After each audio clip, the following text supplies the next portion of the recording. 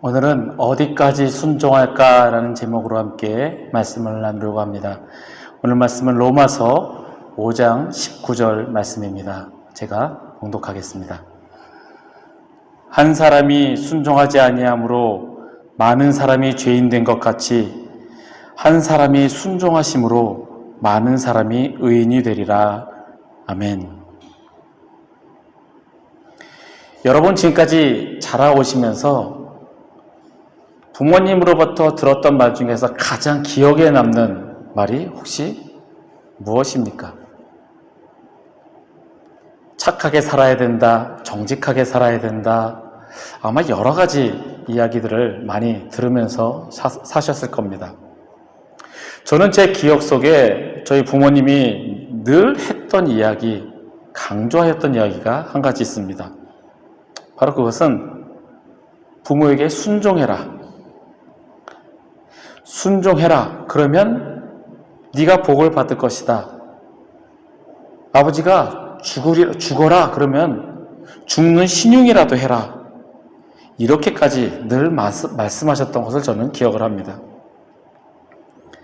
부모가 잘못된 것을 명령하였을 때 순종하면 그 부모가 벌을 받고 순종한 자녀는 복을 받을 것이다 라고 아버지께서 늘 말씀하셨습니다. 물론 사랑하는 자녀에게 잘못된 것을 시키고 명령하는 부모는 없을 겁니다. 물론 요즘에는 너무 세상이 악해져서 아마 그런 부모들도 있긴 있습니다. 하지만 대부분의 부모들은 자녀가 올바른 길로 가도록 정말 잘 성장하도록 가르치고 돕는 역할을 하는 것이 부모입니다. 어렸을 땐 저도 말도 참 안 들었지만 지금은 그 부모님의 그 말씀이 왜 그런 말씀을 하셨었는지 이제서야 깨닫고 그 말씀이 맞았구나라는 생각을 하게 됩니다. 호세아 선지자를 혹시 아십니까? 호세아 선지자 하면은 가장 먼저 떠오르는 것이 무엇입니까? 이 호세아 선지자는 아모스 선지자와 함께 북이스라엘을 향하여 하나님의 말씀을 선포했던 선지자입니다.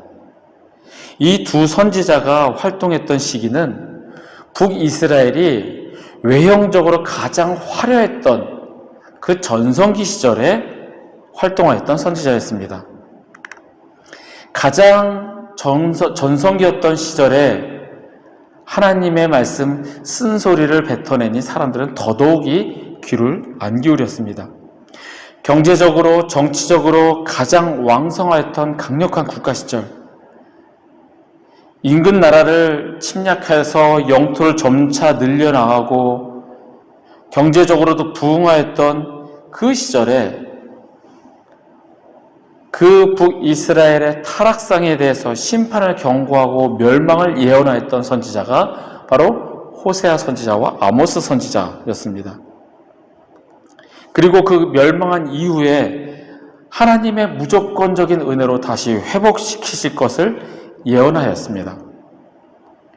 이 아모스 선지자와 호세아 선지자가 이 연이어서 활동하였던 것을 보면서 사람들은 아모스 선지자는 공의의 선지자라고 부릅니다. 그리고 반면에 호세아 선지자에는 사랑의 선지자라고 칭합니다. 호세아 선지자가 사랑의 선지자라고 불리우는 데는 음란한 여인 고멜을 아내로 맞이하였고 남편을 배신하고 다른 남자를 쫓아서 가정을 버리기를 반복했던 그 아내 고멜을 용서하고 다시 받아들이기를 수차례 했기 때문이었습니다. 그런데 이 호세아 선지자가 이 자신을 버리고 도망갔던 아내 고멜을 다시 받아들이고 찾아가서 다시 데려오기를 반복했던 그 모든 것이 호세아 선지자의 의지적인 사랑과 용서가 아닌 하나님의 명령에 의한 순종이었다는 겁니다. 호세아서 1장 2절의 말씀입니다. 여호와께서 처음 호세아에게 말씀하실 때 여호와께서 호세아에게 이르시되 너는 가서 음란한 여자를 맞이하여 음란한 자식들을 낳으라. 이 나라가 여호와를 떠나 크게 음란함이니라 하시니, 음란한 여자를 어쩌다가 만났고 사랑에 빠져서 그와 결혼 생활을 한 것이 아니라 하나님의 명령에 의해서 음란한 여자를 맞이하였고 음란한 자식을 낳게 되었습니다. 하나님의 명령이었고 그에 대한 호세아 선지자의 순종이었습니다.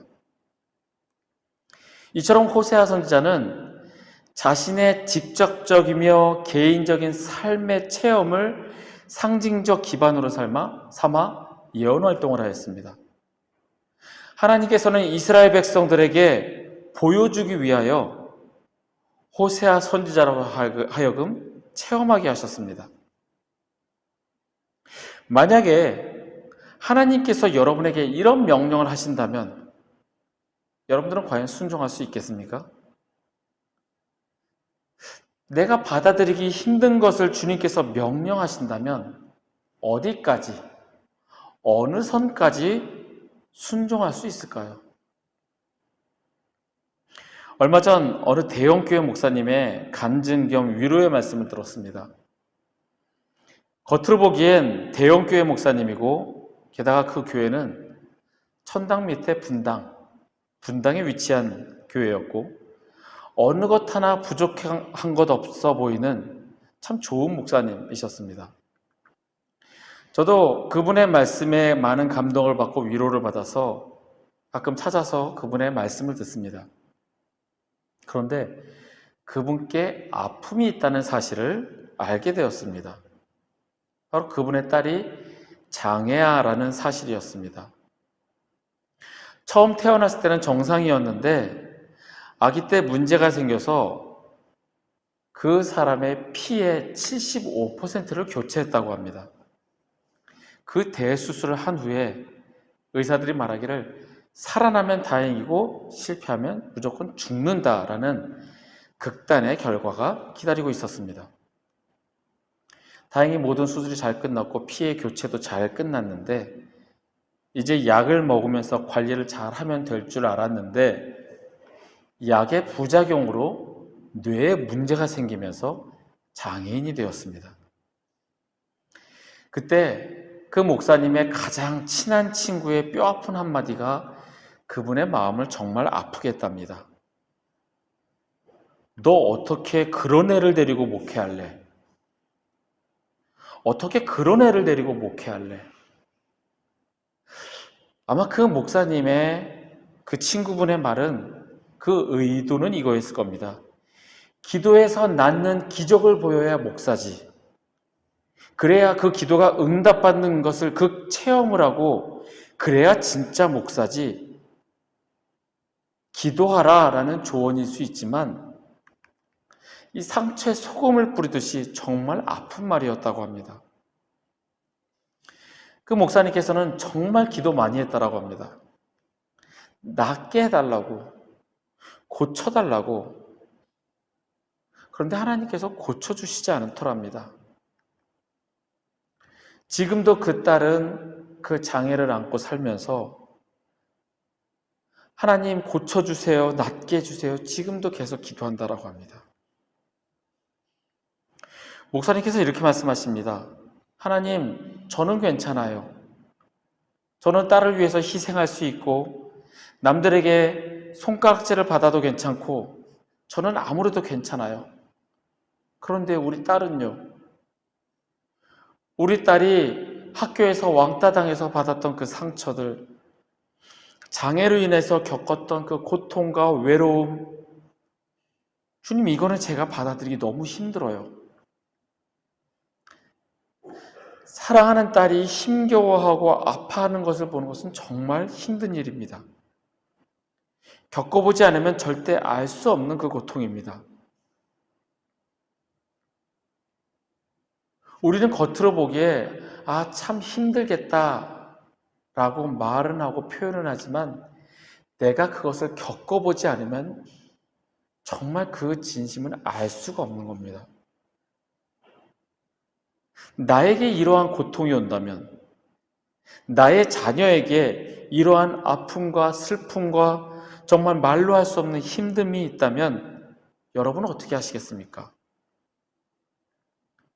변하지 않을 것이니 어쩔 수 없이 낙담하는 마음으로 받아들이시겠습니까? 아니면 주님을 저주하시겠습니까? 아니면 주님의 뜻을 알고 깨닫고자 자발적으로 받아들이시겠습니까?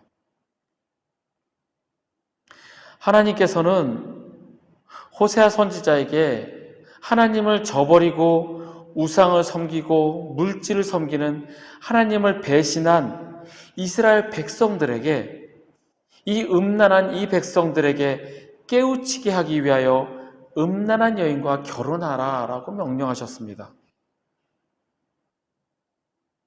만약에 나에게 그런 명령을 하신다면 하나님, 그렇게 안 해도 할 수 있지 않습니까?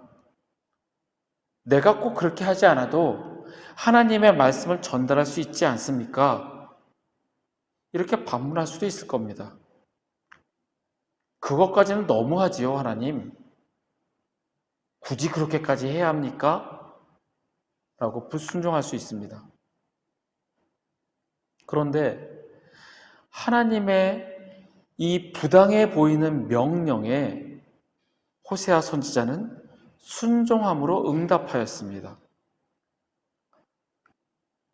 그 말씀을 읽으면서 나라면 그렇게 할 수 있을까? 나라면 그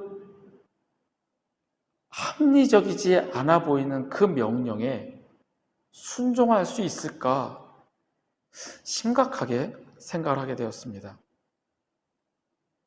또한 말씀드린 대로 장애아를 둔 그 목사님의 사연을 읽으면서 나는 어디까지 순종할 수 있을까 생각해 보게 되었습니다. 성경에서 가장 대표적인 순종의 인물을 꼽으라면 여러분은 누구를 꼽으시겠습니까? 아마 아브라함을 떠올리실 거고요. 그리고 자기를 죽이려는 그 아버지에게 순종했던 이삭도 떠오를 겁니다. 자기를 죽이려 했던 형들을 용서하며 이리로 나를 보내신 것은 당신들이 아니요 하나님이시라 라며 그 모든 것에 순종했던 요셉도 있습니다. 많은 신앙의 선배를 들 수 있겠지만 최고의 순종의 인물은 바로 예수 그리스도이십니다. 예수님께서는 하나님의 계획에 순종하여서 인간의 몸을 입고 이 땅에 오셨습니다. 그리고 우리의 죄를 대신하여 죄와는 섞일 수 없는 정결하고 고귀하신 주님께서 우리의 죄를 대신 짊어지고 십자가에서 죽으셨습니다. 예수님께서 이 땅에 오신 이유는 죄 많은 우리를 이 땅을 심판하러 오신 것이 아니라 죄인인 나를 위하여 죽으러 오신 것이라는 겁니다. 나의 죄를 대속하기 위하여 나의 죄 때문에 희생제물이 되기 위하여 완전한 하나님이심에도 이 땅에 죽으러 오셨습니다. 하나님께 자발적으로 순종하신 예수님이십니다.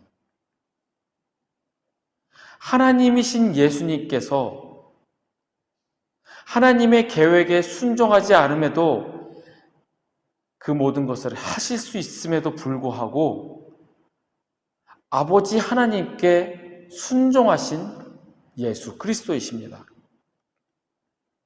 그런데 나는 어떻습니까? 주님께 순종합니까? 아니면 다른 무엇에게 순종을 합니까? 예수님께서는 아버지 하나님께 순종하셨습니다.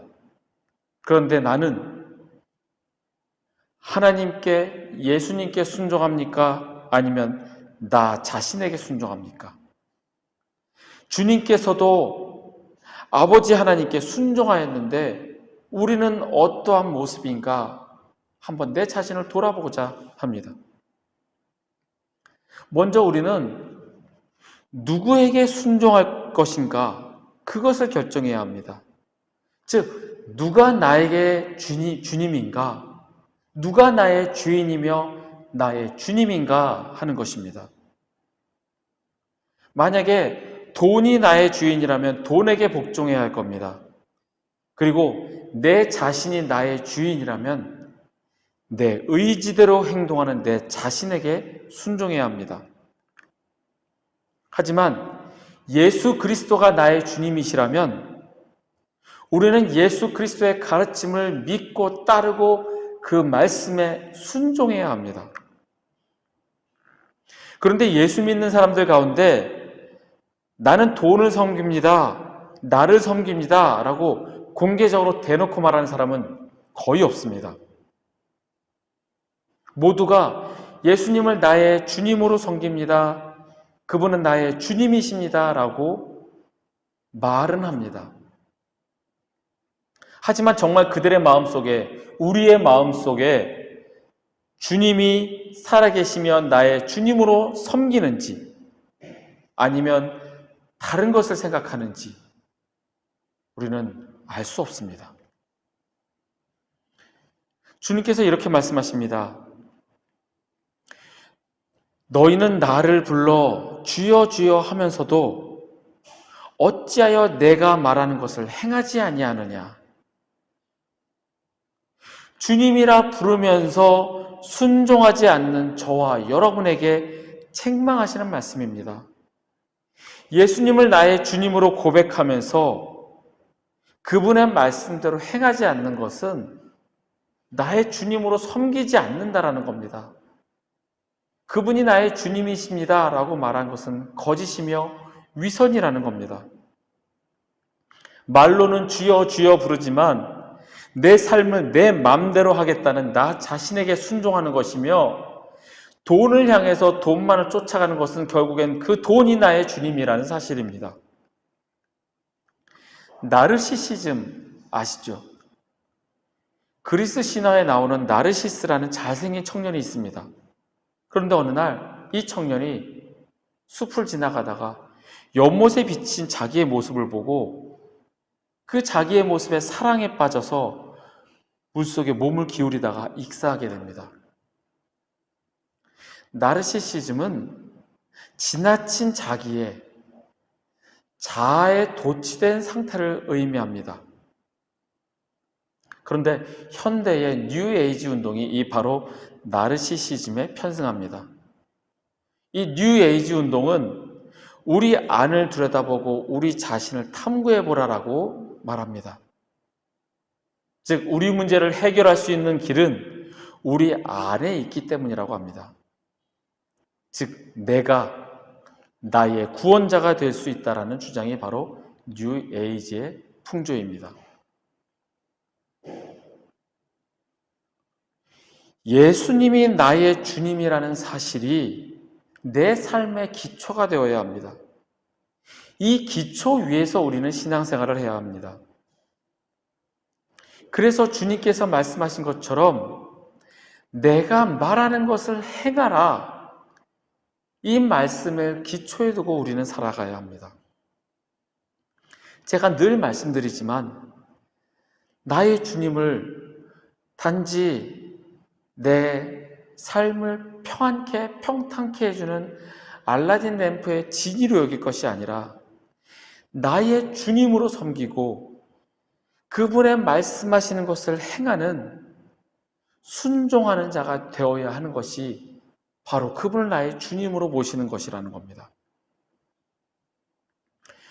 그러면 주님을 나의 주인으로, 예수 그리스도를 나의 주님으로 섬긴다면 앞에서 우리가 궁금증을 가졌던 것처럼 어디까지 순종해야 할까요? 호세아가 받았던 부당해 보이는 명령, 아픈 자녀를 주시고 받아들여라, 낫게 하지 않으셨던 그 하나님. 이런 상황 속에서도 나는 하나님의 명령에 순종해야 할까요? 어디까지 순종을 해야 할까? 순종은 어디까지가 아니라 나의 의지를 맡기는 겁니다. 하나님께 전적으로 순종한다라는 것은 순종의 의미는 여기까지 하는 것이 순종이 아니라 나의 의지를 전적으로 하나님께 맡기고 하나님께서 행하신 대로 그대로 굴복하는 것이 바로 순종하는 삶이라는 겁니다. 여기까지 내가 받아들일 수 있는 것은 내가 말을 듣고 여기부터 여기는 내가 하기 힘드니 하지 않는 것, 이것은 순종이 아니라는 겁니다. 부분적으로 구분해서 내가 할 수 있는 것은 하고 내가 하기 힘든 것은 그거는 나와 상관없습니다. 안 합니다.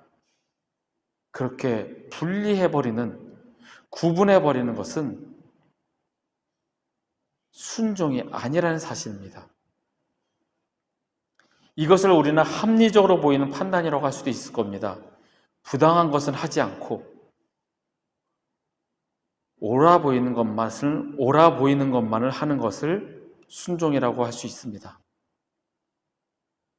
하지만 그것은 내 생각대로 내가 옳고 그름을 판단하는 것이며 내가 합리적이고 정당하고 부당한 것을 구분하는 내가 판단하는 오류입니다. 전적으로 나의 의지를 맡기는 것이 순종입니다. 나의 의지를 맡긴다는 것은 주님께 내어 맡긴 후에 그 모든 삶은 내가 생각할 필요도 걱정할 필요도 없다라는 겁니다. 주님께 나의 의지를 맡기고 나의 모든 삶은 하나님과 계속되는 사귐만이 있으면 되는 겁니다. 주님께 나의 의지를 맡기고 순종하면 주님께서 나를 어디에 두시든 무엇에 하게 하시든 걱정하고 평가하고 염려할 필요가 없다라는 겁니다. 세상 사람들이 나를 어떻게 볼까? 그래도 내가 그리스도인이라면, 내가 주의 일을 한다면 내가 이런 일 정도는 해야 되지 않을까? 내가 저 위치에까지 올라가야 되진 않을까? 이만큼 순종했으니 하나님께서 나에게 이만한 상급과 보상과 이만한 역할을 맡기시겠지. 나의 시선과 생각대로 세상 사람들이 나를 판단하는 잣대로 동일하게 판단하는 것이 아니라 다만 우리는 하나님 앞에 겸손함으로 오직 주님께만 영광 돌리고 주님을 영화롭게만 하면 되는 것이 우리의 순종이라는 사실입니다. 만약에 나를 고통 중에 고난 가운데 드신다면 그건 역시 주님께 내 삶을 맡겨드리고 의탁하는 것이 순종입니다. 베드로전서 4장 19절의 말씀입니다. 그러므로 하나님의 뜻대로 고난을 받는 자들은 또한 선을 행하는 가운데에 그 영혼을 미쁘신 창조주께 의탁할지어다. 아멘. 고난을 받는 것도 하나님의 뜻이며 선을 행할 때도 고난을 받을 때도 우리는 창조주 하나님께 의탁하라 라는 베드로의 권면의 말씀입니다. 어디까지 순종해야 될까? 내가 받아들일 수 있을 것까지 거기까지만 순종하고 고통과 고난 중에 오는 것은 받아들이지 않고 순종하지 않는 것은 단지 내가 좋아하는 것만 받아들이는 것이지 순종이 아니라는 겁니다. 하나님의 뜻대로 고난을 받을 때든 하나님의 계획하신 대로 선하게 행동하든 모든 상황 속에서 주 하나님께 의탁할지어다. 나의 의지를 주님께 맡기고 맡긴 후에 내 삶은 단지 주님과 교제하며 주님께 맡기어 드리기만 하면 된다라는 신앙의 선배들의 조언입니다. 바울이 자신에게 있었던 육체의 가시, 그 고통이 없어지길 3번 간구하였으나 내 은혜가 내게 족하도다. 이는 내 능력이 약한 데서 온전하여짐이라. 주님의 말씀에 순종하여 자신의 약함을 자랑하고 크게 기뻐함으로 주님과의 교제를 계속 이어갔던 것처럼 어느 선까지 순종할 것인가가 아니라 나의 의지를 주님께 맡기고 오직 주님과의 교제에 힘썼던 것처럼 주님께 순종하기 위해 내 의지를 주님께 전적으로 맡기시기를 바랍니다. 그것이 바로 순종입니다. 여기까지만 하고 이거부터는 내가 못하니 나는 안 합니다. 그것은 순종이 아니라 내 마음에 내 입맛대로 내가 하고 싶은 대로만 하는 내 의지에 순종하는 것입니다.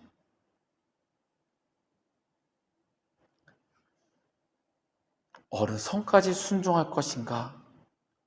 나의 의지를 전적으로 하나님께 맡기고 주님과의 교제에만 힘쓰시는 저와 여러분이 되시기를 소원합니다.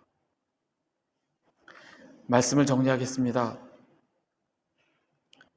예수 그리스도의 순종을 통하여서 그리고 우리는 그를 믿음으로 말미암아 우리는 의인이 되었습니다. 하지만 죄인인 아담의 본성에 예수 그리스도의 의를 담았기에 내 마음에는 늘 두 마음이 싸웁니다. 내 의지대로 하고자 하는 마음과 주님께 맡기고 주님이 하시게 두고픈 그 마음입니다. 나의 주님께 순종하시기 바랍니다. 내 자신, 내 의지에 순종하지 말고 주님께 순종하시길 바랍니다. 합리적으로 생각해서 이거는 내 마음대로, 저거는 힘드니까 저거는 주님께 맡겨드리는 이것이 순종이 아니라 전적으로 맡겨지는 순종을 하시길 바랍니다. 순종은 나의 의지를 맡기는 것입니다. 주님께 나의 의지를 맡기고 나면 주님과의 교제만 하면 우리 가운데 기쁨이 가득합니다. 바울이 그랬던 것처럼 내 안에 그 육체의 가시를 제하고자 주님께 3번이나 간구하였지만 내 은혜가 내게 족하도다. 그 말씀에 약함을 자랑하고 기쁨이 충만하였던 것처럼